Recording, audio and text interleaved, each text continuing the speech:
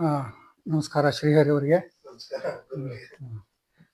ಇವತ್ತಿನ ಕಾರ್ಯಕ್ರಮದಲ್ಲಿ ಕನಕದಾಸರದ್ದು ಒಂದು ರಚನೆಯೊಂದಿಗೆ ಶುರು ಮಾಡೋಣ. ಮುಂದೆ ಹಿಂದಿನ ಸಂಚಿಕೆಗಳಲ್ಲಿ ಹೇಳ್ದಂಗೆ ಕನ್ನಡದ ಸೊಗಸುಗಳಿಗೆ ಒಂದು ಅಂತ್ಯ ಅನ್ನುವಂಥದ್ದೇ ಇಲ್ಲ, ಅಷ್ಟು ಅಗಾಧವಾದ್ದು. ಅದರಲ್ಲಿ ದಾಸರ ರಚನೆಗಳು ಸಹ ಖಂಡಿತವಾಗ್ಲೂ ಸೇರ್ಕೊಳುತ್ತೆ. ಇವತ್ತು ಮೊದಲು ನಾನು ಕನಕದಾಸರದ್ದು ಹಾಡ್ತೀನಿ. ಹಾಡಿದ ಮೇಲೆ ಅದರದ್ದು ಸಂಪೂರ್ಣವಾದ ಸೊಬಗು ಏನಿದೆ ಅನ್ನೋದನ್ನು ಒಂದಷ್ಟು ವಿಶ್ಲೇಷಣೆ ಮಾಡೋಣಂತೆ. ಈ ಈ ರಚನೆ ಒಂದು ರೀತಿ ವಿಶೇಷವಾಗಿದೆ. ಯಾಕೆ ಅಂತಂದರೆ, ಪ್ರತಿಯೊಂದು ಸಾಲಿನಲ್ಲೂ ಸಹ ನಾವು ಸಾಧಾರಣವಾಗಿ ನಿತ್ಯ ಬಳಕೆಯಲ್ಲಿ ಊಟಕ್ಕೆ ಉಪಯೋಗಿಸುವಂತಹ ತರಕಾರಿಗಳ ಹೆಸರು ಬಂದಿದೆ. ಒಂದು ರೀತಿ ತರಕಾರಿ ದೇವರನಾಮ ಅಂತ ಹೇಳಿದರೆ ತಪ್ಪಾಗಲ್ಲ ಅಂತ ಕಾಣುತ್ತೆ. ನಾನು ಹೇಳ್ತಾ ಹೋಗ್ತೀನಿ. ಅದನ್ನು ಅರ್ಥ ಮಾಡ್ಕೊಳ್ಳೋದು ತುಂಬ ಕಷ್ಟ ಅಂತ ಏನಿಲ್ಲ. ಒಂದು ಪದಕ್ಕೆ ಎರಡು ಅರ್ಥ ಇರುತ್ತೆ. ಆ ಎರಡು ಅರ್ಥ ಗೊತ್ತಿದ್ದವ್ರಿಗೆ ತುಂಬ ಸುಲಭವಾಗಿ ಇದನ್ನು ಅನುಸರಿಸ್ಬಹುದು. ಇಷ್ಟು ಪೀಠಿಕೆಯೊಂದಿಗೆ ಮೊದಲು ನನಗೆ ಶಕ್ತಿ ಇರೋಷ್ಟು ಮಟ್ಟಿಗೆ, ನಾನು ತಿಳ್ಕೊಂಡಿರೋಷ್ಟು ಮಟ್ಟಿಗೆ ಇದನ್ನು ಹಾಡು ತೋರಿಸ್ತೀನಿ. ಆಮೇಲೆ ಒಂದಷ್ಟು ಅದ್ರ ಬಗ್ಗೆ ವಿಶ್ಲೇಷಣೆ ಮಾಡೋಣಂತೆ ಅಂತ ಅಂದ್ಕೊಂಡಿದ್ದೀನಿ.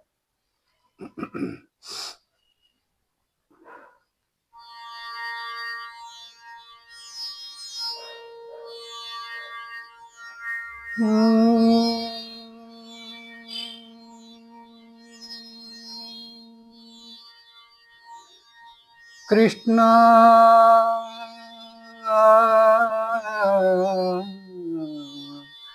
ಕೇಶವ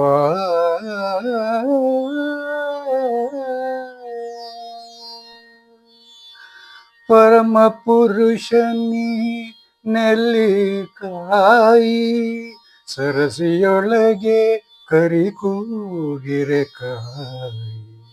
ಪರಮ ಪುರುಷನಿ ನೆಲ್ಲಿಕಾಯಿ ಸರಸಿಯೊಳಗೆ ಕರಿಕೂಗಿರೆ ಕಾಯಿ. ಸರಸಿಯೊಳಗೆ ಕರಿಕೂಗಿರೆ ಕಾಯಿ. ಹಿರಿದು ಮಾಡಿದ ಪಾಪ ನುಗ್ಗೆಕಾಯಿ. ಹಿರಿದು ಮಾಡಿದ ಪಾಪ ನುಗ್ಗೆಕಾಯಿ.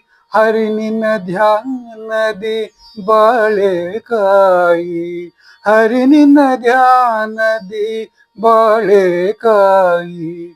ಸರ್ವ ಜೀವರಿಗುಣಿಸಿ ಉಂಬದನೆ ಕಾಯಿ.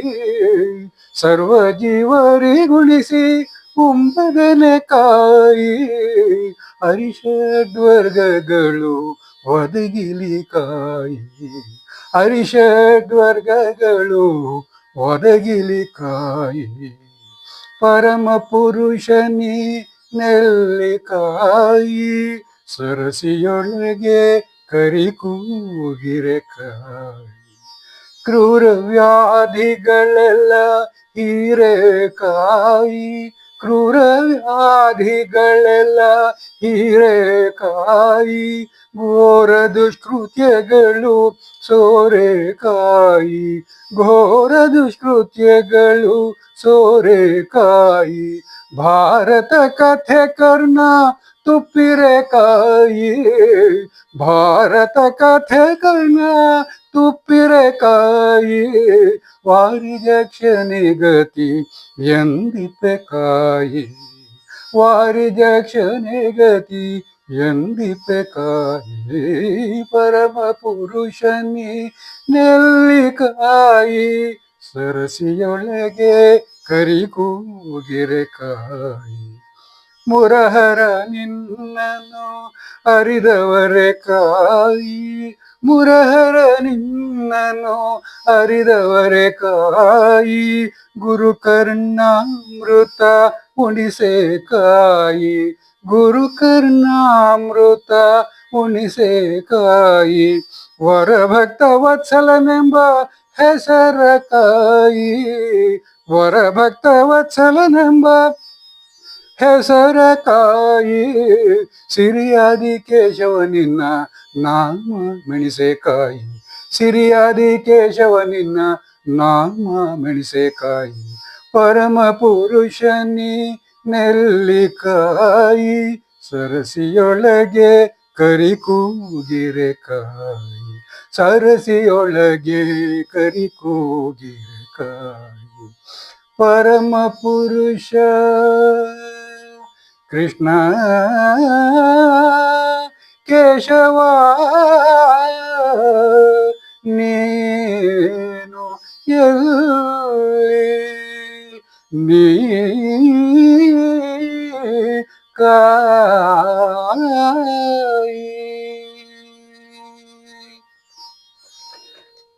ಇದು ಈ ಒಂದು ಕೃತಿಗೆ, ಇಂಥ ಒಂದು ಕೃತಿಗೆ ಮುಂಡಿಗೆಗಳು ಅಂತ ಹೇಳ್ತಾರೆ. ಮುಂಡಿಗೆ ಅಂದ್ರೆ ಒಂದು ಅರ್ಥದಲ್ಲಿ ಒಗಟು ಅಂತಾಗುತ್ತೆ. ಇದು ಯಾತಕ್ಕೆ ಮುಂಡಿಗೆ ಅಂತ ಈ ಥರದ್ದಕ್ಕೆ ಕರೀತಾರೆ, ಒಂದು ರೀತಿ ಒಗಟಲ್ಲಿ ಇರೋದಕ್ಕೆ ಅನ್ನೋದಕ್ಕೆ ಹಲವಾರು ವ್ಯಾಖ್ಯಾನಗಳಿದೆ. ಪ್ರಾಯಶಃ ಒಂದು ವ್ಯಾಖ್ಯಾನ ಪ್ರಕಾರ ಮುಡಿಗೇರಿಸೋದು, ತಲೆಗೇರಿಸೋದು ಅನ್ನೋ ರೀತಿಯಲ್ಲಿ ಬರುತ್ತೆ. ಅದರಿಂದ ಈ ಮುಂಡಿಗೆ ಅನ್ನೋದೊಂದು ಬಂದಿದೆ. ಅಂದ್ರೆ ಒಟ್ಟಿನಲ್ಲಿ ಯೋಚನೆ ಮಾಡಿ ನೀವು ಇದರ ಅರ್ಥ ತಿಳ್ಕೋಬೇಕು ಅನ್ನೋ ರೀತಿನಲ್ಲಿ ಬರುತ್ತೆ. ಅದೊಂದು ರೀತಿ ಮುಡಿಗೆಯಿಂದ ಮುಂಡಿಗೆ ಅಂತ ಬಂದಿದೆ ಅಂತ ಹೇಳ್ತಾರೆ. ಇನ್ನೊಂದು ಈ ಮಂಡೆ ಅನ್ನೋದು ಪ್ರಾಯಶಃ ಈ ಸೌತ್ ಕೆನರಾ ಕಡೆ ಮಂಡೆ ಬಿಸಿ ಆಯ್ತು ಅಂತಾರಲ್ಲ, ಆ ರೀತಿ ಮಂಡೆ ಅನ್ನೋದ್ರಿಂದ ಮುಂಡಿಗೆ ಅನ್ನೋದೊಂದು ಬಂದಿದೆ ಅಂತ ಹೇಳ್ತಾರೆ.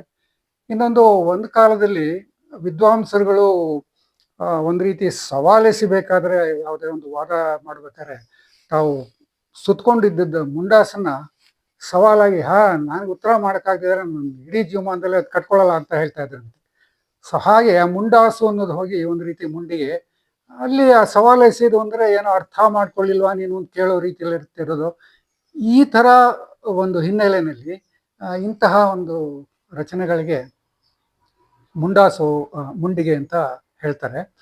ಪ್ರಾಯಶಃ ಈ ದಾಸವರೇಣ್ಯರುಗಳಲ್ಲಿ ಕನಕದಾಸರಷ್ಟು ಮುಂಡಿಗೆಗಳನ್ನ ಇತರ ದಾಸವರೇಣ್ಯರು ರಚಿಸಿಲ್ಲ ಅಂತ ಕಾಣುತ್ತೆ.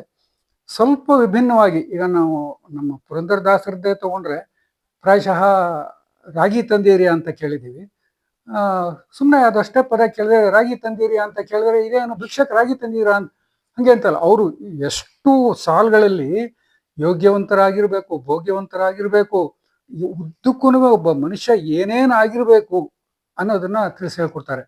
ಹೇಗೆ ಒಬ್ರು ದಾನಕ್ಕೆ ಅರ್ಹರಾಗಿರ್ಬೇಕು, ದಾನ ಮಾಡೋದಿಕ್ಕೂ ಸಹ ಒಂದು ಅರ್ಹತೆ ಇರಬೇಕು ಅನ್ನೋದನ್ನು ಪ್ರಾಯಶಃ ಅವರು ಅದರಲ್ಲಿ ತಂದಿದ್ದಾರೆ ಅಂತ ಕಾಣುತ್ತೆ.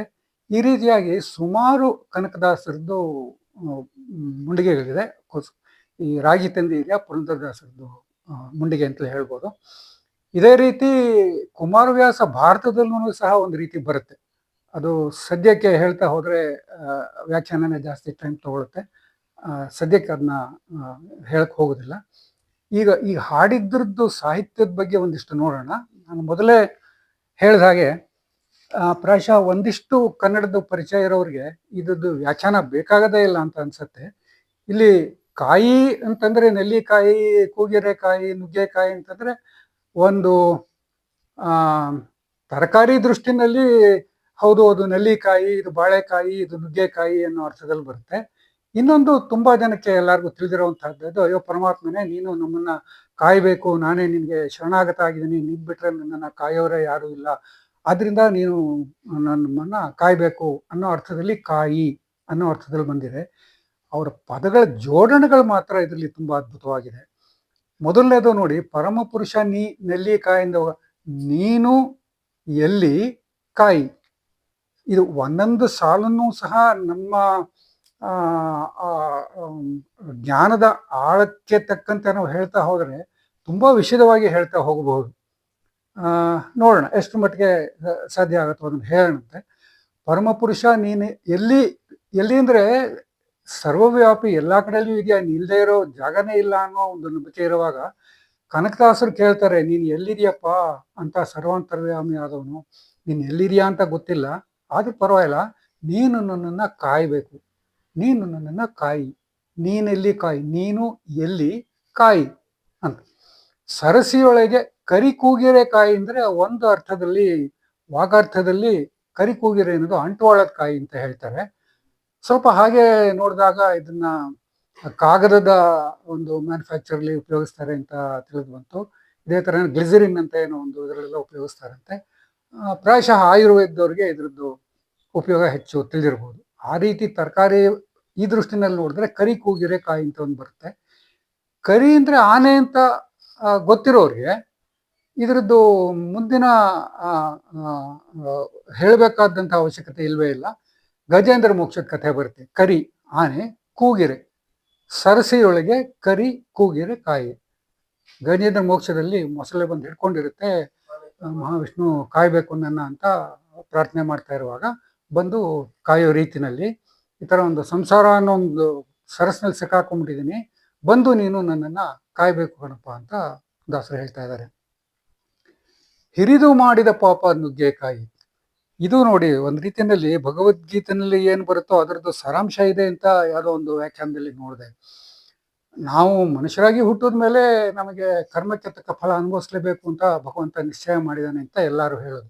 ಇಲ್ಲಿ ನಾವು ಮನುಷ್ಯರಾಗಿ ಹುಟ್ಟಿದ ಮೇಲೆ ಮನುಷ್ಯರು ಮಾಡಬೇಕಾದ್ದೆಲ್ಲ ಮಾಡ್ತೀವಿ, ಪಾಪಗಳನ್ನಂತೂ ಮಾಡೇ ಮಾಡ್ತೀವಿ. ಹಿರಿದು ಮಾಡಿದ ಪಾಪ, ತುಂಬ ದೊಡ್ಡದಾದಂಥ ಪಾಪಕರ್ಮಗಳನ್ನ ನಾವು ಮಾಡ್ತೀವಿ. ಅದರದ್ದು ಕರ್ಮಫಲ ಅಂತೂ ನಮಗೆ ನುಗ್ಗುತ್ತಾನೆ ಬರ್ತಾ ಇರುತ್ತೆ.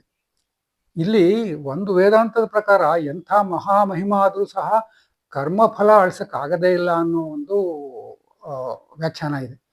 ಆದರೂ ಸಹ ಇಲ್ಲಿ ಭಕ್ತ ಕೇಳ್ಕೊತಾ ಇರೋದು, ದಾಸರು ಕೇಳ್ಕೊತಾ ಇರೋದು, ಆ ಥರ ಏನೇ ಒಂದು ಪಾಪದ ಕರ್ಮಫಲ ಬಂದರೂ ಕೊನೆಗೆ ಅದನ್ನು ಅನುಭವಿಸೋ ಒಂದು ಶಕ್ತಿ ಕೊಡು ನನಗೆ ಅನ್ನೋ ರೀತಿ ಕೇಳಿದ್ದಾರೆ ಅಂತ ಪ್ರಾಯಶಃ ನಾವು ಅನ್ಕೋಬೋದು.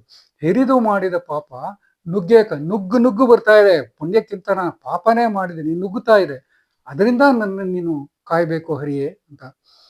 ಹರಿ ನಿನ್ನ ಧ್ಯಾನದಿ ಬಾಳೆ ಕಾಯಿ. ಹಿಂದಿನ ಸಾಲಿಗೆ ಇದೇ ಒಂದು ಉತ್ತರ. ಹರಿಯೇ, ನಾನು ನನ್ನ ಇಡೀ ಬಾಳನ್ನೆಲ್ಲ ನೀನು ಧ್ಯಾನದಲ್ಲೇ ಕಾಯ್ತಾ ಸಮರ್ಪಿಸ್ಕೊಂಡಿದ್ದೀನಪ್ಪ. ಅದಕ್ಕೋಸ್ಕರವಾಗಿ ನೀನು ನನ್ನನ್ನು ಕಾಯಬೇಕು. ಹರಿ ನಿನ್ನ ಧ್ಯಾನದಿ ಬಾಳ್ತಾ ಇದ್ದೀನಿ, ನಿನ್ನ ಧ್ಯಾನದಲ್ಲೇ ಬಾಳ್ತಾ ಇರುವಾಗ ನೀನು ನನ್ನನ್ನು ಕಾಪಾಡಲೇಬೇಕು ಕಣಪ್ಪ, ನನ್ನನ್ನು ಕಾಯಿ ಅಂತ ಕೇಳ್ಕೊತಾ ಇದ್ದಾರಂತೆ. ಮುಂದಿನ ಸಾಲಂತೂ ಅದ್ಭುತವಾಗಿದೆ. ಸರ್ವಜೀವರಿಗುಣಿಸಿ ಉಂಬದನೆ. ಇಲ್ಲಿ ನೋಡಿ, ಸರ್ವಜೀವರಿಗೆ ಉಣಿಸಿ ಉಂಬದನೆ ಕಾಯಿ. 4 ರೀತಿ ಪದಗಳು ಬರುತ್ತೆ. ಸರ್ವಜೀವರಿಗೆ ಉಣಿಸಿ ಉಂಬದನೆ ಕಾಯಿ. ಸರ್ವಜೀವರಿಗೆ ಉಣಿಸಿ ಅನ್ನೋದ್ರಲ್ಲಿ ಯಾವ ರೀತಿ ವ್ಯಾಖ್ಯಾನನೂ ಬೇಕಾಗದೇ ಇಲ್ಲ. ಇಡೀ ವಿಶ್ವಕ್ಕೆ ಅದೆಷ್ಟು ಸಕಲ ಚರಾಚರಗಳು ಇರುತ್ತೋ, ಅದೆಷ್ಟು ಕೋಟಿ ಜೀವಿಗಳಿರುತ್ತೋ, ಎಲ್ಲದಕ್ಕೂ ಅವನು ಹುಟ್ಟಿಸದೇವರು ಹುಲ್ಲು ಮೇಯಿಸದೇ ಇರ್ತಾನೆ ಅನ್ನೋ ರೀತಿಯಲ್ಲಿ ಎಲ್ಲರಿಗೂ ಸಹ ಅವನು ಆಹಾರ ಕೊಡ್ತಾನೆ, ನೋಡ್ಕೋತಾನೆ, ಕಷ್ಟ ಸುಖ ದುಃಖ ಎಲ್ಲ ನೋಡ್ಕೋತಾನೆ. ಅದೇ ಥರನೇ ಇದೇ ದಾಸರೇ ತಲ್ಲಣಿಸದಿರು ಕಂಡ್ಯ ತಾಳೋ ಮನವಿನಲ್ಲಿ ಕೊನೆಗೆ ಬೆಟ್ಟದ ತುದಿಯಲ್ಲಿ ಅನ್ನೋ ರೀತಿನಲ್ಲಿ ಬರುತ್ತಲ್ಲ, ಹಾಗೆ ಎಲ್ಲೋ ನೀರು ಇದೇ ಥರ ಯಾವುದೋ ಒಂದು ಬಂಡೆನಲ್ಲಿ ಒಂದು ಕಪ್ಪೆ ಸಿಕ್ಕಾಕೊಂಡಿರುತ್ತೆ. ಅಯ್ಯೋ ಅದು ಹೆಂಗೆ ಅಲ್ಲಿ ಈ ರೀತಿಯಲ್ಲಿ ಯಾವುದೇ ಒಂದು ಜೀವಿಗೂ ಸಹ ನೀನು ಏನು ಬೇಕೋ ಅದನ್ನ ಉಣಿಸ್ತೀಯಪ್ಪ, ಅಂದರೆ ಕೊಡ್ತೀಯಪ್ಪ. ಆದರೆ ಉಂಬದನೇ ಕಾಯಿ. ಇಲ್ಲಿ ನೋಡಿ, ಪರಮಾತ್ಮನಿಗೆ ಇಂತಹ ಒಂದು ಇಂದ್ರಿಯ ವ್ಯಾಪಾರಗಳನ್ನು ಮೀರಿದವನು. ಅವನಿಗೆ ಹಸಿವು, ನಿದ್ದೆ, ಮತ್ತೊಂದು ಈ ಥರದ್ದು ಎಂಥದೂ ಸಹ ಅವನಿಗಿಲ್ಲ.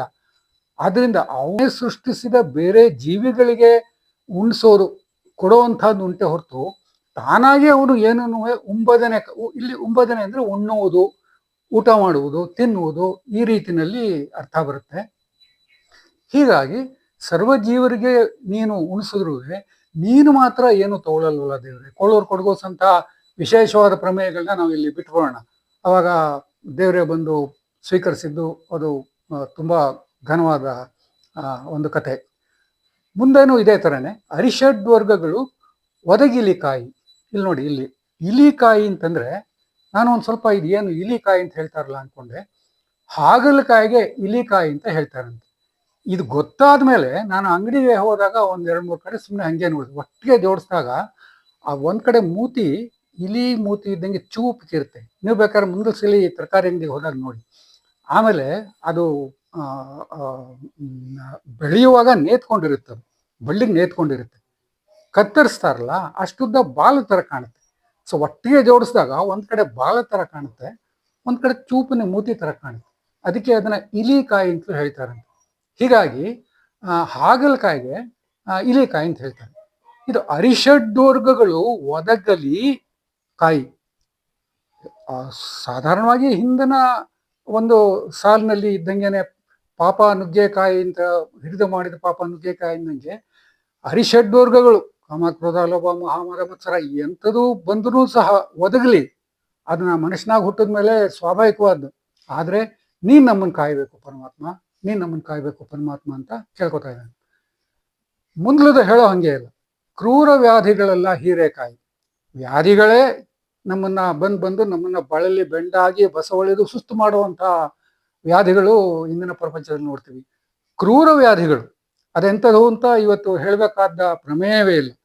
ಅಂಥ ಒಂದು ವ್ಯಾಧಿಗಳೆಲ್ಲನೂ ನಮಗೆ ಬಂದು ಕಾಡ್ತಾ ಇರ್ಬೇಕಾದ್ರೆ ಪರಮಾತ್ಮ ನೀನ್ ನನ್ನನ್ನು ಕಾಯ್ರಿ, ಇನ್ಯಾರು ಕಾಯ್ಬೇಕಪ್ಪ, ಖಂಡಿತವಾಗ್ಲೂ ನೀನ್ ನನ್ನನ್ನು ಕಾಯ್ಬೇಕು ಅಂತ ಕೇಳ್ಕೊತಾ ಇದ್ದಾನೆ. ಆ ಮುಂದಿನ ಸಾಲು ಘೋರ ದುಷ್ಕೃತ್ಯಗಳು ಸೋರೆಕಾಯಿ ಅನ್ನೋದು ಹಿರಿದು ಮಾಡಿದ ಪಾಪ ನುಗ್ಗೆಕಾಯಿಗೂ ಒಂದ್ ರೀತಿ ಅಂಟುಕೊಳ್ಳುತ್ತೆ. ಪಾಪಗಳು ಮಾಡ್ಬೇಕಾದ್ರೆ ನಾನು ಏನೋ ಒಂದು ಕೃತ್ಯಗಳನ್ನ ಮಾಡಬೇಕು. ಆ ಕೃತ್ಯಗಳು ಮಾಡಬೇಕಾದ್ರೆ ಮನಸ್ಸಿನಲ್ಲಿ ಮೊದಲು ಉಗಮ ಆಗಬೇಕು. ನೀನ್ ಇಂಥ ಕೆಟ್ಟ ಕೆಲಸ ಮಾಡು, ಇಂಥ ಕೆಟ್ಟ ಕೆಲಸ ಮಾಡು. ಅದು ಏನು ಘೋರ ದುಷ್ಕೃತ್ಯಗಳು. ದುಷ್ಕೃತ್ಯಗಳು ಅಂದ್ರೆ ಸಾಲದೆ ಘೋರ ಇನ್ನೆಂತಹ ಒಂದು ಘೋರತೆ ಇರ್ಬೋದು ಅದರಲ್ಲಿ. ಸೋರೆಕಾಯಿ, ಇಲ್ಲಿ ಸೋರೆಕಾಯಿ ಘೋರ ದುಷ್ಕೃತ್ಯಗಳಿಗೆ ಹೇಗೆ ಅನ್ವಯ ಆಗತ್ತೆ ಅನ್ನೋದು ಸ್ವಲ್ಪ ಚೆನ್ನಾಗಿದೆ. ಆ ಪಾತ್ರೆ ತುಂಬತ್ತೆ, ಅದ್ರ ಮೇಲೆ ನಾವು ನೀರು ಹಾಕಿದ್ರೆ ಸೋರಕ್ ಶುರು ಆಗುತ್ತೆ. ಹಾಗೇನೆ ನಾವು ಮನುಷ್ಯರಾಗಿ ಹುಟ್ಟಿದ್ಮೇಲೆ ನಮಗೂ ನಾವು ಮಾಡ್ತೀವೋ ಬಿಡ್ತೀವೋ, ನೋಡು ಹೆಂಗೆ ಹೋಗ್ತಾ ಇದ್ದಾನೆ, ಹಾಕಿ ತದಕ್ ಬಿಡ್ತೀನಿ ನೋಡು ಅಂತ ಮನಸ್ಸು ಅನ್ಸತ್ತೆ. ತದಕ್ತೀವಾ? ಇಲ್ಲ, ಸುಮ್ಮನೆ ಇರ್ತೀವಿ. ಇಂತಹ ನಮ್ಮ ಜೀವನದಲ್ಲಿ ಎಷ್ಟು ಸಲ ಆಗಿರುತ್ತೆ ಅಂದ್ರೆ ಮನಸ್ಸಿಗೆ ಮೇಲಿಂದ ಮೇಲೆ ಕೆಟ್ಟ ಕೆಲಸ ಮಾಡು ಅಂತ ಒಂದು ರೀತಿ ಪ್ರಚೋದನೆ ಆಗ್ತಾ ಇರುತ್ತೆ. ಆದ್ರೆ ಯಾವ ಮಟ್ಟಕ್ಕೆ ಬರಬಹುದು ಅಂದ್ರೆ ಆ ಪ್ರಚೋದನೆ ನಮ್ಮ ಮನಸ್ಸನ್ನ ಮೀರಿ ಸೋರಕ್ ಶುರು ಆದಾಗ, ಕೈಯೋ ಕಾಲೋ ಮತ್ತೊಂದೋ, ನೀನ್ ಮುಂದೆ ಚಲಿಸು, ನೀನ್ ಹೋಗು, ಈ ಕೆಟ್ಟ ಕೆಲಸ ಮಾಡೇ ಬಿಡು ಅಂತ ಒಂದು ರೀತಿನಲ್ಲಿ ಆ ಮನಸ್ಸು ದೇಹಕ್ಕೆ ಪ್ರಚೋದನೆ ಕೊಡ್ತಂತೆ. ಈ ರೀತಿ ಘೋರ ದುಷ್ಕೃತ್ಯಗಳು ಸೋರೆಕಾಯಿ ಅಂದ್ರೆ ನನಗೆ ಅದನ್ನ ತಡೆಯಲಾರದೆ ಒಳಗಿಂದ ಬಂದ ಆ ಒಂದು ಕೆಟ್ಟ ಭಾವನೆಯಿಂದ ಏನೋ ಒಂದು ದುಷ್ಕೃತ್ಯ ಮಾಡ್ಬಿಡ್ತೇನಪ್ಪ, ಆ ರೀತಿ ಆಗದೆ ಇರೋ ನನ್ನ ಕಾಯಿ ಪರಮಾತ್ಮ ಅಂತ ಘೋರ ದುಷ್ಕೃತ್ಯಗಳು ಸೋರೆಕಾಯಿ ಅಂತ ಕೇಳ್ತಿದೆ. ಭಾರತ ಕಥೆ ತುಪ್ಪಿರೆಕಾಯಿ. ತುಪ್ಪಿರೆಕಾಯಿ ಅಂತಂದ್ರೆ ದಪ್ಪ ಮೆಣಸಿನ್ಕಾಯಿ ಅಂತ ತಿಳ್ಕೊಂಡಿದ್ದೀನಿ. ದಪ್ಪ ಮೆಣಸಿನ್ಕಾಯಿ ಅಂತ ಹೇಳ್ತಾರೆ. ಇಲ್ಲಿ ತುಪ್ಪಿರೆ ಅಂತಂದ್ರೆ ಹರಡೋದು, ಅದರಿಂದ ಒಳಗೊಂಡಿದೆ, ಅದೇ ನನ್ನ ತುಂಬಿಕೊಂಡಿದೆ. ಒಂಥರ ದಪ್ಪ ಹೆಸರೇ ಮೆಣಸಿನ್ಕಾಯಿ ಇಷ್ಟೇ ಇರುತ್ತೆ, ದಪ್ಪ ಅದು ತುಂಬಿಕೊಂಡಿರುತ್ತೆ ಅನ್ನೋ ಅರ್ಥ ಇಟ್ಕೋಬಹುದು. ಹಾಗಾಗಿ ಪ್ರಾಯಶಃ ತುಪ್ಪಿರೆ ಅಂತಂದ್ರೆ ದಪ್ಪ ಮೆಣಸಿನ್ಕಾಯಿ ಅಂತ ಇರ್ಬೋದು ಅಂತ ಅನ್ಸುತ್ತೆ. ಭಾರತ ಕಥೆಕರಣ ತುಪ್ಪಿರೆಕಾಯಿ. ಭಾರತಕ್ಕೂ ಇದಕ್ಕೂ ಹೆಂಗ್ ಸಂಬಂಧ ಅನ್ನೋದು ಒಂದಿಷ್ಟು ಇದ್ರಲ್ಲೂ ಒಂದ್ ಬಗೆಯ ವ್ಯಾಖ್ಯಾನ ಇದೆ ನೋಡಿ. ಭಾರತದ ಕಥೆ ಸಂಪೂರ್ಣವಾಗಿ ಶ್ರೀಕೃಷ್ಣ ಚರಿತಾಮೃತ. ಅವನು ಮೊದಲಿಂದ ಕೊನೆಯವರೆಗೂ ಅವನು ಶಿಷ್ಟ ರಕ್ಷಣೆ ದುಷ್ಟ ಶಿಕ್ಷಣೆಗೋಸ್ಕರವಾಗಿಯೇ ಅವತಾರ ಆಯ್ತದ ಅನ್ನೋ ರೀತಿಯಲ್ಲಿ ಭಾರತದ ಉದ್ದಕ್ಕೂ ಕಥೆ ಬರುತ್ತೆ. ಅಂಥ ಪರಮಾತ್ಮ ಶ್ರೀಕೃಷ್ಣನ ಕಥೆ ಭಾರತ ಕಥೆ ಅಂದ್ರೆ ಇಲ್ಲಿ ಶ್ರೀಕೃಷ್ಣನ ಮಹಿಮಾ ಕಥೆ. ಅದು ನನ್ನ ಕರ್ಣ ಅಂದ್ರೆ ಕಿವಿ ಪೂರ್ತಿ ತುಂಬಿಕೊಂಡಿದ್ಯಪ್ಪ. ಅಂದ್ರೆ ಹರಿನಿನ್ನ ಧ್ಯಾನದಿ ಬಾಳೆಕಾಯಿ ಇದ್ದಂಗೆ ನಿನ್ನದೇ ಕಥೆ ಪೂರ್ತಿ ನನ್ನ ಕಿವಿನಲ್ಲಿ ತುಂಬಿಕೊಂಡಿರುವಾಗ ನೀನ್ ಖಂಡಿತವಾಗ್ಲೂ ನನ್ನನ್ನ ಕಾಯ್ಬೇಕು ಕಣಪ್ಪ, ತುಪ್ಪಿರೆ ತುಂಬಿಕೊಂಡಿದೆ ಅನ್ನೋ ರೀತಿಯಲ್ಲಿ ಅದೊಂದು ರೀತಿ ಆಗುತ್ತೆ. ಇನ್ನೊಂದು ಭಾರತದ ಕಥೆಯಲ್ಲಿ ಎಷ್ಟು ನಾವು ಒಳ್ಳೆ ಅಂಶಗಳನ್ನ ಗಮನಿಸ್ತೀವೋ, ಕೌರವರಾಗ್ಲಿ ಮತ್ತೊಬ್ಬರಾಗ್ಲಿ ಅಂಥ ಒಂದು ವ್ಯಕ್ತಿಗಳ ನೋಡಿದಾಗ ಅವ್ರು ಯಾವ ರೀತಿಯಲ್ಲಿ ಯಾವುದೇ ಒಂದು ಸಂದರ್ಭದಲ್ಲಿ ಮಾಡ್ತಾ ಇದ್ರು ಅನ್ನೋದನ್ನ ನೋಡಿದಾಗ ಸಂಪೂರ್ಣವಾಗಿ ನಮಗೆ ಆ ಘೋರ ದುಷ್ಕೃತ್ಯಗಳನ್ನ ಮಾಡಬೇಕೇನೋ ಅನ್ನೋ ಒಂದು ಭಾವನೆ ಬರುತ್ತೆ. ಇದನ್ನ ಒಂದೊಂದೇ ಬಗೆಯಾಗಿ ಏನ್ ರೀತಿಯಲ್ಲಿ ದುರ್ಯೋಧನ ಕೆಟ್ಟದ್ ಮಾಡಕ್ ನೋಡ್ದ ಅನ್ನೋದನ್ನ ಇಲ್ಲಿ ಹೇಳೋದು ಅಪ್ರಸ್ತುತ. ಹಾಗೆ ಯೋಚನೆ ಮಾಡಿದ್ರೆ ಭಾರತದ ಕಥೆ ಕಿವಿನಲ್ಲಿ ತುಂಬಿಕೊಂಡಿದ್ದಾಗ ಮನಸ್ಸಿನಲ್ಲಿ ಪೂರ್ತಿಯಾಗಿ ನನಗೆ ಕೆಟ್ಟ ಭಾವನೆಗಳು ಕೆಟ್ಟದು ಸಹ ಹೋಗಿದೆಯಪ್ಪ, ಅಂಥದ್ರಿಂದ ನೀನ್ ನನ್ನನ್ನು ಕಾಯ್ಬೇಕು ಕಣಪ್ಪ. ಅಂದ್ರೆ ದುಷ್ಕೃತ್ಯಗಳಿಂದ ನನ್ನನ್ನು ಹೆಂಗ್ ನೀನು ಕಾಪಾಡಬೇಕು ಅಂತ ಕೇಳ್ಕೊಂಡ್ರು, ಇದರಲ್ಲೂ ಸಹ ಅದೇ ರೀತಿ ಒಂದು ಕೇಳ್ಕೊಂಡ್ರು ಅನ್ನೋ ರೀತಿಯಲ್ಲಿ ಇನ್ನೊಂದು ಬಗೆ ವ್ಯಾಖ್ಯಾನ ಇದೆ. ಪ್ರಾಯಶಃ ಎರಡು ಸರಿ ಇರ್ಬೋದು ಅಂತ ಅನ್ಸುತ್ತೆ. ವಾರಿಜಾಕ್ಷನೇ ಗತಿ ಎಂದಿಪ್ಪೇಕಾಯಿ. ವಾರಿಜಾಕ್ಷ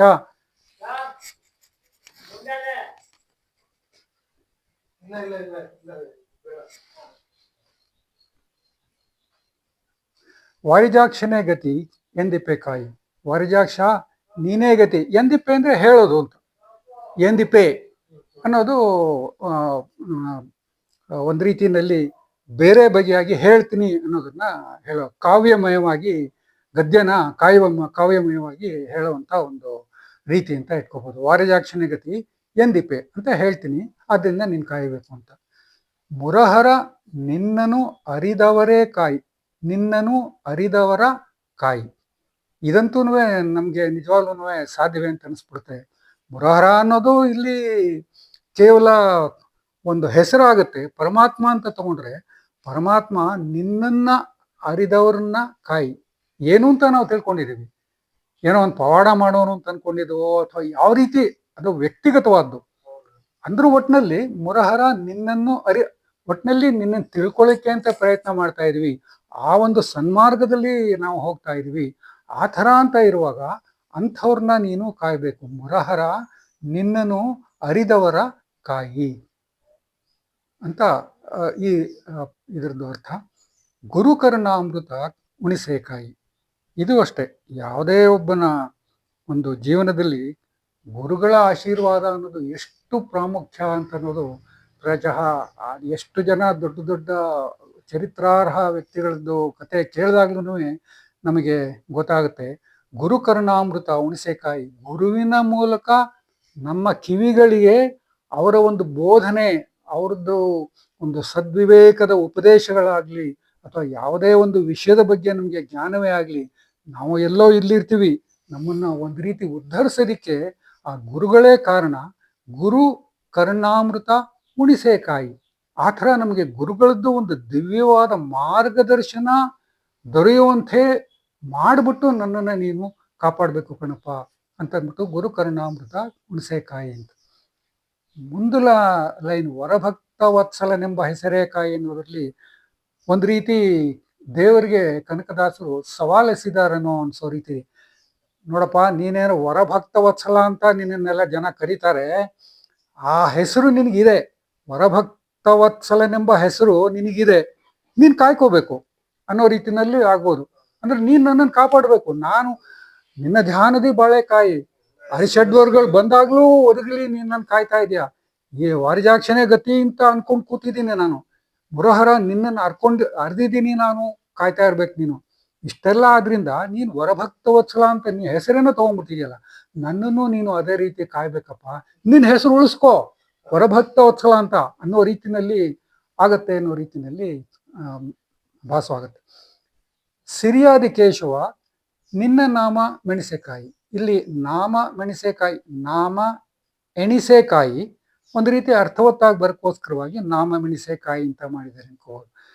ಎಷ್ಟು 108 ಹೇಳಕ್ಕಾಗತ್ತೆ, ಸಹಸ್ರನಾಮ ಹೇಳಕ್ಕಾಗತ್ತೆ, ಎಷ್ಟೆಷ್ಟು ಸಹಸ್ರನಾಮಗಳು ಹೇಳ್ಬೋದು, ಎಣಿಸದೇ ಇರೋ ರೀತಿಯಷ್ಟರಲ್ಲಿ ನಾವು ಹೇಳ್ಬೋದು. ಒಟ್ಟಿನಲ್ಲಿ ಸಿರಿಯಾದಿ ಕೇಶವ ನಿನ್ನ ಹೆಸರನ್ನ ಎಣಿಸ್ತಾನೇ ಕೂತಿರ್ತೀನಪ್ಪ ನಾನು, ದಿನವಿಡೀ ಅಲ್ಲೇ ಇರ್ತೀನಿ. ಈ ಥರ ಇರುವಾಗ ನೀನು ನನ್ನನ್ನ ಖಂಡಿತವಾಗ್ಲೂ ನೀನು ನನ್ನನ್ನ ಕಾಪಾಡಬೇಕು ಅಂತ ಕೇಳ್ಕೊತಾ ಇರೋದನ್ನೇ ಈ ಒಂದು ಮುಂಡಿಗೆಯ ಒಂದು ಅರ್ಥ ಅಂತ ಒಂದು ವ್ಯಾಖ್ಯಾನಿಸಬಹುದು. ಮುಂಚೆನೇ ಹೇಳ್ದಂಗೆ ಪ್ರಾಯಶಃ ಇದರಲ್ಲಿ ಇನ್ನೂ ಒಳಗಡೆ ಇಳಿದು ನೋಡಿದ್ರೆ ಪ್ರತಿಯೊಂದರಲ್ಲೂ ಸಹ ತುಂಬನೇ ವೇದಾಂತ ತುಂಬಿದೆ. ಇದನ್ನ ವೇದಾಂತ ಅಧ್ಯಯನ ಮಾಡಿದವರು ಇನ್ನೂ ಹೆಚ್ಚಿನ ರೀತಿಯಲ್ಲಿ ಶ್ರೇಷ್ಠವಾಗಿ ವ್ಯಾಖ್ಯಾನ ಮಾಡೋ ಒಂದು ಸಾಧ್ಯತೆ ಖಂಡಿತವಾಗಿದೆ. ಇದು ಒಂದು ಸಾಧಾರಣವಾಗಿ ಸುಮಾರಾಗಿ ಏನೋ ಒಂದಿಷ್ಟು ಸಾಧಾರಣವಾದ ಮನುಷ್ಯಂಗೆ ಗೊತ್ತಿರೋ ಒಂದು ತಿಳುವಳಿಕೆಯಲ್ಲಿ ಇಷ್ಟು ಮಟ್ಟಿಗೆ ಹೇಳಬಹುದು ಅಂತ ನನಗನ್ಸತ್ತೆ. ಇದು ಇವತ್ತಿನ ಒಂದು ಸೊಗಸು ಅಂತ ನನಗನ್ಸತ್ತೆ. ಹರಿದಾಸ ಸಾಹಿತ್ಯವನ್ನು ತಗೊಂಡ್ರೆ ಅದು ಕನಕದಾಸರಲ್ಲಿ, ಪುರಂದರದಾಸರಲ್ಲಿ, ಇನ್ಯಾವ ದಾಸರೇ ಇರಲಿ, ಸಾಮಾನ್ಯವಾಗಿ ನಮಗೆ ಜನಸಾಮಾನ್ಯರು ನಾವು ಕೇಳ್ತಾರೆ, ಕೀರ್ತನೆಗಳು ಕೇಳಿರ್ತೀವಿ, ಉಗಾಭೋಗಗಳು ಕೇಳಿರ್ತೀವಿ, ಅಪರೂಪಕ್ಕೆ ಮುಂಡಿಗೆಗಳು ಕೇಳಿ ಅದ್ರ ಬಗ್ಗೆ ಹೆಸರೇ ನಮಗೆ ಗೊತ್ತಿಲ್ವೇನೋ ಅನ್ಸುತ್ತೆ. ಅದು ಎಲ್ಲೂ ಪ್ರಚಲಿತ ಬಂದಿಲ್ಲದೆ ಇರೋದು ಒಂದು ರೀತಿ ನಮಗೆ ಅನ್ಸುತ್ತೆ. ಕೇಳಿರ್ಲಿಲ್ಲ ಮುಂಡಿಗೆಗಳಂತ. ಈಗ ನಿಮ್ಮ ಇದರಲ್ಲಿ ಅದು ಕೇಳಿದ್ದು ಒಂದು ರೀತಿ ಸಂತೋಷ ಆಯ್ತು. ಇದಕ್ಕೆ ಒಂದು ಇದು ಸುಳಾದಿಗಳು ಅಂತ ಒಂದು ಪ್ರಕಾರ ಇದೆ. ಹಾ ಈಗ ಮುಂಡಿಗೆಗಳ ಸುಳಾದಿಗಳು ಇವೆಲ್ಲ ಕೀರ್ತನೆಗಳು ಮಾತ್ರ ಕೇಳ್ತಾ ಇರ್ತೀವಿ. ಹೌದು ಇವುದ್ರ ಬಗ್ಗೆ ನಾವು ವಿಶ್ಲೇಷಣೆ ಮಾಡೋದು ವಿರಳಾತಿ ವಿರಳ. ಹೌದು ನೀವು ಹೇಳ್ದಂಗೆ ಉಗಾಭೋಗ ಸುಳಾದಿ ಈ ತರ ಬೇರೆ ಬೇರೆ ಪರಿಪರಿಯಾದಂಥ ಕೃತಿ ರಚನೆಗಳು ಇದೆ. ನೀವು ಹೇಳ್ದಂಗೆನೆ ಈ ಮುಂಡಿಗೆಗಳ ಬಗ್ಗೆ ಹುಡುಕಕ್ಕೆ ಹೋದಷ್ಟು ತುಂಬಾ ಏನು ಹೆಚ್ಚಿಗೆ ಆ, ತಿಳ್ಕೊಳ್ಳೋಕ್ಕೆ ಅಂತ ಸಿಗೋದು ತುಂಬಾ ಕಮ್ಮಿ. ಇಂಥದ್ರಲ್ಲಿ ಇಲ್ಲಿ ಒಂದು ಪುಸ್ತಕ ತುಂಬಾ ಚೆನ್ನಾಗಿದೆ, ಕನಕ ಮುಂಡಿಗೆ ಅರ್ಥಾನುಸಂಧಾನ, ಡಾಕ್ಟರ್ ಕಬ್ಬಿನಾಲೆ ವಸಂತ ಭಾರದ್ವಾಜ ಅಂತ ಮಾಡಿದ್ದಾರೆ. ಇವರು ಸುಮಾರು ಇಂಥದನ್ನ ಹುಡುಕಿ ಹುಡುಕಿ ಅವರು ಯಾವುದೋ ಒಂದು ಕೈ ಬರಹದಲ್ಲಿ ಇದ್ದದ್ದು ಮತ್ತೆ ಇನ್ಯಾರೋ ಒಂದಷ್ಟು ಜನ ಮಾತಾಡಿದ್ದು ಎಲ್ಲ ಓಲೆಗರಿದ್ದೆಲ್ಲ ಹುಡುಕಿ ಹುಡುಕಿ ಮಾಡಿದ್ದಾರೆ. ಇದರಲ್ಲಿ ಆ, ತುಂಬಾ ಚೆನ್ನಾಗಿದೆ. ಇದರಲ್ಲಿ ಇದನ್ನ ಇಷ್ಟಪಟ್ಟವರು ಪ್ರಾಯಶಃ ಇದನ್ನ ಕನಕ ಮುಂಡಿಗೆ ಅರ್ಥಾನುಸಂಧಾನ ಕಬ್ಬಿನಾಲೆ ವಸಂತ ಭಾರದ್ವಾಜ ಅಂತ ಒಂದಿದೆ. ಇದನ್ನು ಸಹ ಅದರಲ್ಲಿ ಹೇಳಿದ್ದಾರೆ. ಬಹಳ ಕಷ್ಟ. ನೀವು ಹೇಳಿದಾಗೆ ಒಗಟಂತಾನೆ ನಾವು ತಿಳ್ಕೊಳ್ಬೋದು. ಹೌದು ಸಾಮಾನ್ಯವಾಗಿ ಕೀರ್ತನೆಗಳಲ್ಲೋ ಅಥವಾ ಇನ್ಯಾವುದಾದ್ರು ಭಕ್ತಿ ಪ್ರಧಾನವಾದಂತ ಗೀತೆ ಕೇಳಿದಾಗ ನಮಗೆ ಸಂಗೀತ ಪ್ರಧಾನ ಇರುತ್ತೆ, ಸಾಹಿತ್ಯ ಪ್ರಧಾನನೂ ಇರುತ್ತೆ. ಇದು ನೋಡಿದ್ರೆ ಇದು ಪೂರಾ ಸಾಹಿತ್ಯ ಪ್ರಧಾನ. ಹಾಳು ಕೇಳದೆ ಇದನ್ನ ಅರ್ಥ ಮಾಡ್ಕೋಬೇಕು ಅನ್ನೋದು ಒಂದು ರೀತಿ ಇವತ್ತಿನ ನಿಮ್ಮ ಕಾರ್ಯಕ್ರಮ ಅರ್ಥ ಆಯ್ತು. ಇದನ್ನ ಇವತ್ತು ಈ ಒಂದನ್ನೇ ನಾನು ಹಾಡ್ಬೇಕು ಅನ್ಕೊಂಡಿದ್ದೆ. ಯಾಕೆ ಅಂತಂದ್ರೆ ಮುಂಡಿಗೆಗಳದ್ದು ಸುಮಾರನ್ನೆಲ್ಲ ನೋಡಿದಾಗ ಕೆಲವು ತಲೆ ಬುಡ ಗೊತ್ತಾಗಲ್ಲ ಅಂತಾರಲ್ಲ, ಆ ರೀತಿ ಎಂಥ ಗೂಢಾರ್ಥ ಇರುತ್ತೆ ಅಂದ್ರೆ, ಈಗ ಹರಿದಾಸರುಗಳು ಅಂದಮೇಲೆ ಸಾಧಾರಣ ನಾವು ಒಂದು ಭಕ್ತಿ ಮಾರ್ಗದಲ್ಲಿ ಹೋಗಕ್ಕೆ ಜನಗಳಿಗೆ ಒಂದು ರೀತಿಯಲ್ಲಿ ತಿಳುವಳಿಕೆ ಹೇಳಕ್ಕೋಸ್ಕರವಾಗಿ ಮಾಡಿದ್ರು ಅನ್ನೋ ಭಾವನೆ ಇದೆ. ಹಾಗಿರುವಾಗ ಈ ಥರ ತುಂಬಾ ಕಬ್ಬಿಣದ ಕಡಲೆ, ಇದು ಕಬ್ಬಿಣದ ಕಡಲೆ ಅಂತ ಹೇಳ್ತಿಲ್ಲ, ಆ ಥರದ್ದು ಸುಮಾರಿದೆ. ಅದನ್ನ ಯಾಕೆ ಮಾಡಿದ್ರು ಅನ್ನೋದಕ್ಕೂ ಸಹ ಒಂದಷ್ಟು ಚರ್ಚಾಸ್ಪದವಾಗಿದೆ. ಅದು ಅವಾಗ ಏನು ಬರುತ್ತೆ ಅಂತಂದ್ರೆ, ಇದೇ ರೀತಿನಲ್ಲಿ ವಿದ್ವಾಂಸರುಗಳಿಗೇನೆ ಒಬ್ರು ಮತ್ತೊಬ್ಬರಿಗೆ ಸವಾಲು ಹಾಕೋದು. ಈ ಥರ ಒಂದು ಮುಂಡಿಗೆ ಇದೆ, ನೀನೇನು ಅನ್ಸತ್ತೆ ಹೇಳು, ನೀ ಹೇಳಿದ್ ಸರಿಯಲ್ಲ, ನಾನು ಹೇಳಿದ್. ಈ ರೀತಿ ಒಂದು ಪಂಡಿತರದ್ದು ಆಳ ಜ್ಞಾನದ ಆಳ ಅಳಿಯೋಕ್ಕೋಸ್ಕರವಾಗೇನೆ ಈ ಥರದ್ದನ್ನೆಲ್ಲ ಒಂದು ರಚಿಸಿದ್ರು ಇವರು ಅನ್ನೋ ಒಂದು ಅರ್ಥದಲ್ಲೂ ಇದೆ. ಸ್ವಲ್ಪ ಇದ್ರ ಬಗ್ಗೆ ನಿಜವಾಗ್ಲೂ ಉತ್ಸುಕತೆ ಇರೋರು ಇದಕ್ಕೊಂದಿಷ್ಟು ಆಳವಾಗಿ ಇಳಿದು ನೋಡಿದ್ರೆ ಇನ್ನೂ ವಿಶದವಾಗಿ ತುಂಬ ಚೆನ್ನಾಗಿರುತ್ತೆ ಅಂತ ನನ್ನ ಭಾವನೆ. ರಾಜ್ಯೋತ್ಸವದ ಈ ತಿಂಗಳಲ್ಲಿ ಈ ಥರ ಒಂದು ಇನ್ನೊಂದು ಸೊಬಗು ಸೇರಿದ್ದು ತುಂಬ ಸಂತೋಷವಾಗಿದೆ. ನಮಸ್ಕಾರ. ತಿಳಿಸ್ಕೊಂಡಂತ ನಿಮ್ಗೆ ಕೂಡ ಧನ್ಯವಾದಗಳು. ನಮಸ್ಕಾರ. ನಮಸ್ಕಾರ ಶ್ರೀಹರಿ. ನಮಸ್ಕಾರ ಶ್ರೀ.